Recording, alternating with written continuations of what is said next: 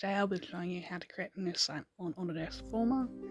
Just select Create New Site and it will prompt you to choose the hub you want your project set to and to name your project. In this case, I'm doing Swinburne University's Hawthorne campus, so I'm naming my project Swinburne Site.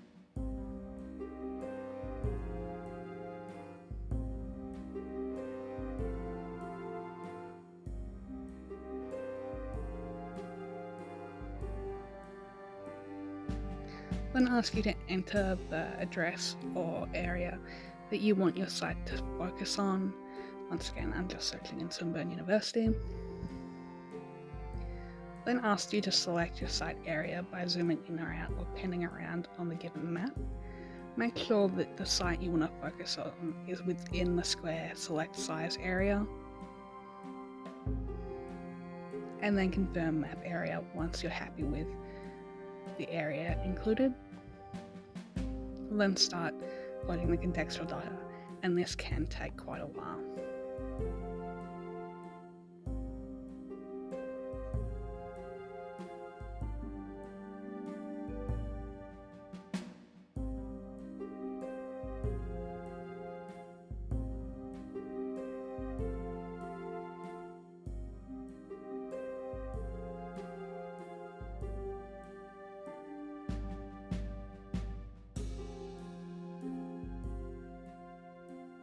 Once your project loads, it should open an Order Data dialog box.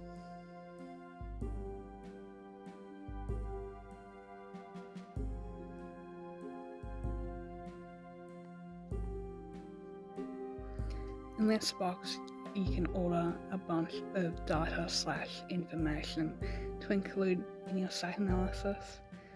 Stuff like building outlines, roads, property outlines, terrain, and vegetation.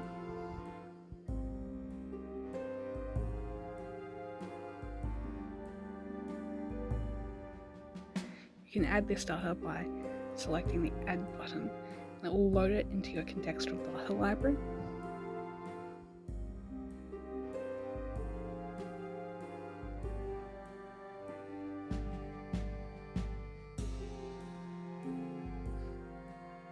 I tend to order all the data I think I might want, and then decide what I want to include, keep, or get rid of once I'm previewing it on the site.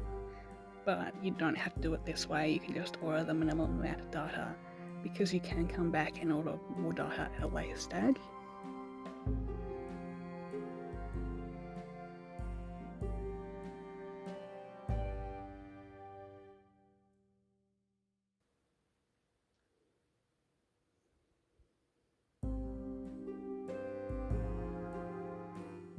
You can also filter the data types by clicking on the options above.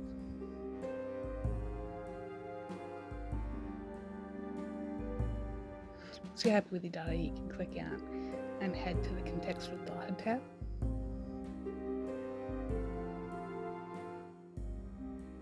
At this point, you can choose which data you want to add by clicking on it and previewing it. At this point, you can decide if you want to update your model or cancel the changes.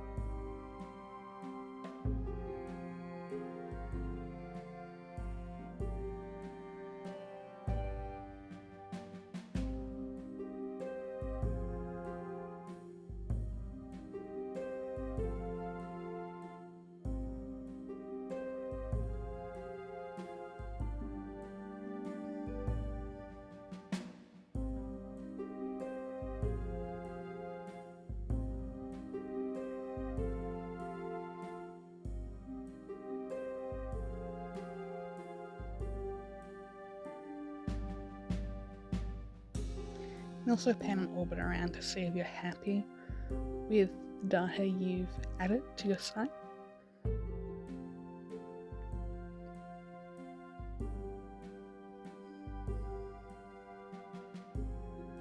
At this point, I've decided to add tree lines in, as the contextual data didn't load all the vegetation.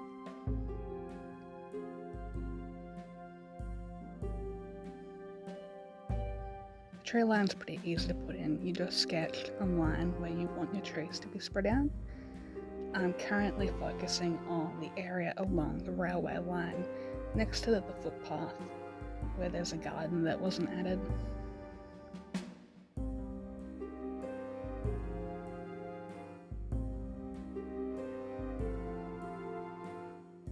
This first line I did mess up, and I did go back to try and edit it, but I ended up not liking the edit, so it didn't save the changes initially, so I just deleted the tree line and started again.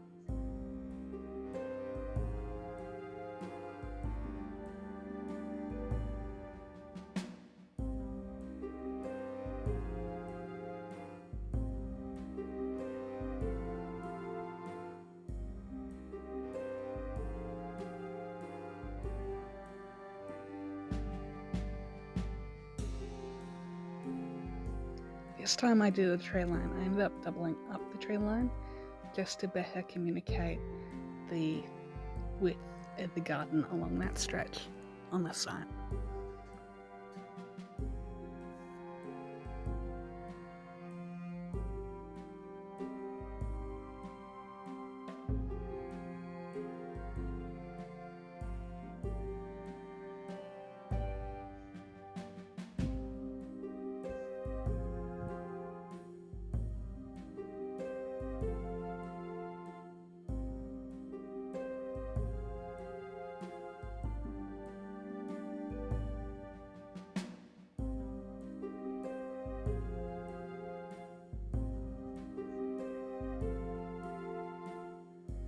Then added another tree line to the other end / other side of the railway, as there are trees / gardens along both sides of the railway.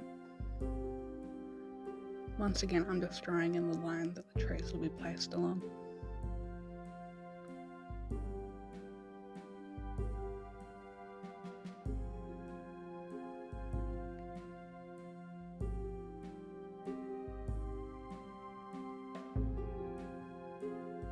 I then proceed to add other tree lines in areas that I know there are vegetation.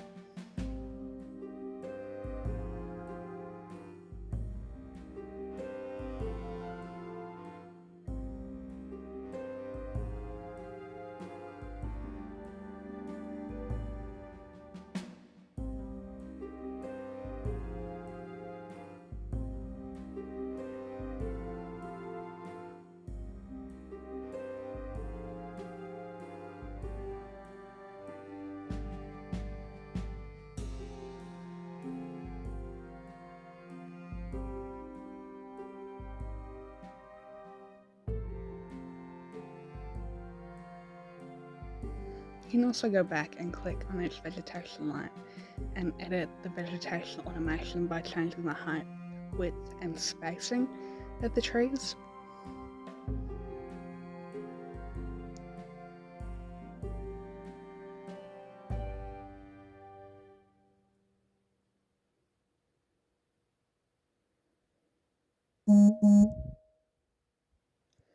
Here I'm just going back and editing the tree lines I've already created, just to make them slightly more accurate to the site conditions. I'm not doing anything exact though, it's just kind of a rough site model at this point.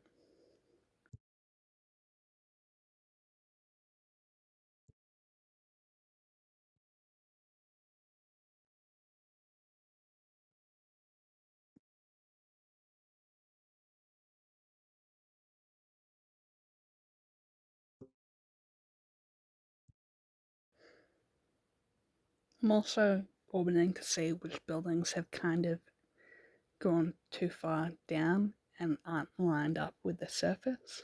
So here I'm just selecting some of the buildings and increasing their elevation to account for that terrain.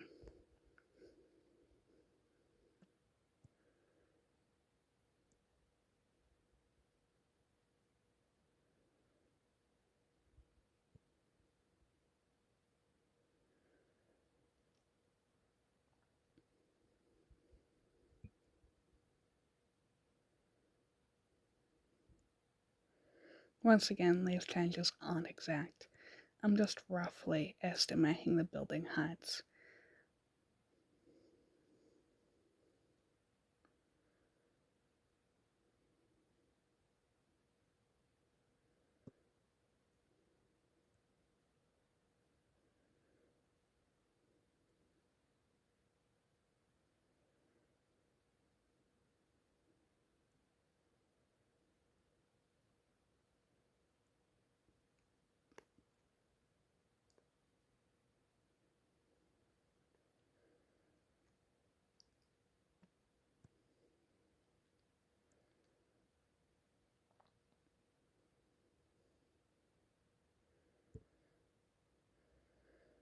I also ended up widening this building here as I thought that it came out further based on what I could see in the Google Earth map box.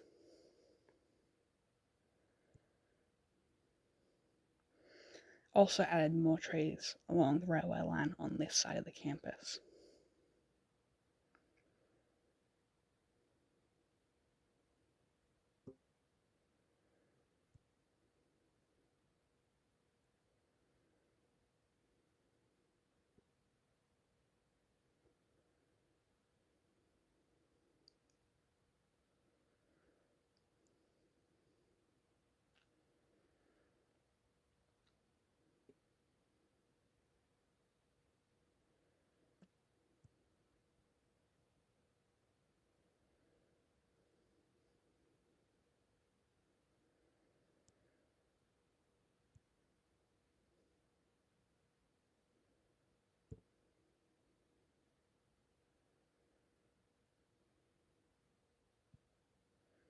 At this point, I'm just orbiting around looking to see if I'm missing anything and to see if I'm happy with the changes I've made.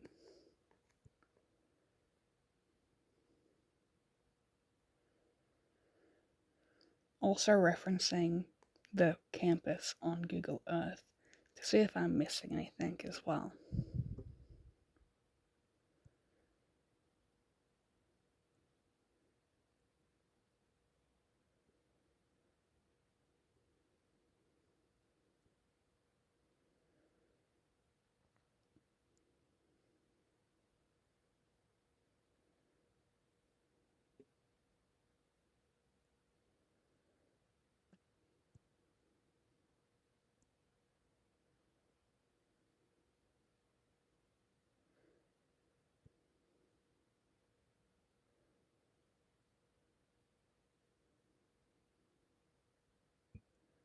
At this point, I decided to add in another tree line once again based on what I checked in the Google Earth map box.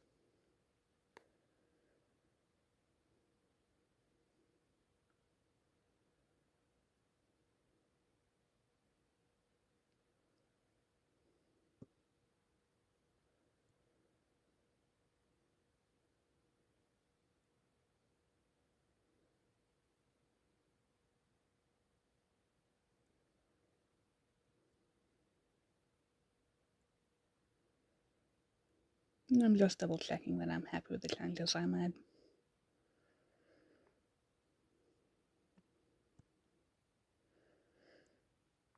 And then I started adding in a building that was left out by the original contextual data that I ordered.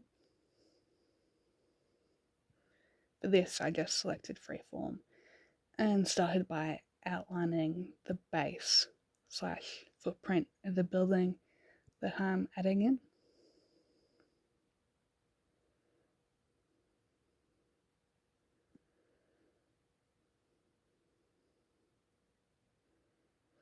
once again, I'm only being kind of rough, not too detailed or accurate, just a rough idea of the size and shape of the building. I'm using the snapping guides to help make sure the base is square.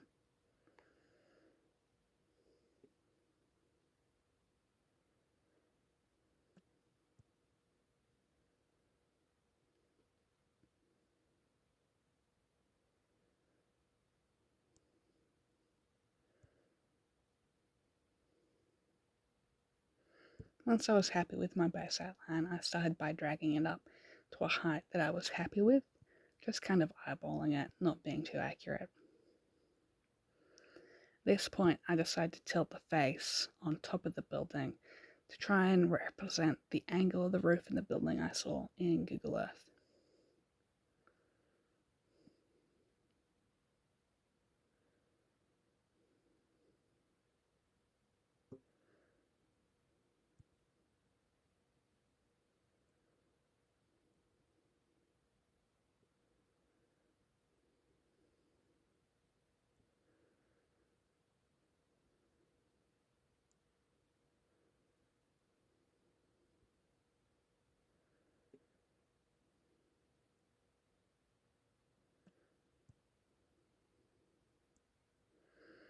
Once you're happy with the building, you can exit the editing mode.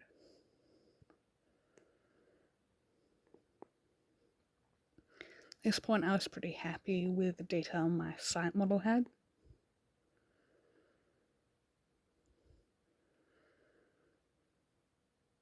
The analysis panel also has quite a few different analyses that you can run on your model. At this time, I didn't really need to do any site analysis.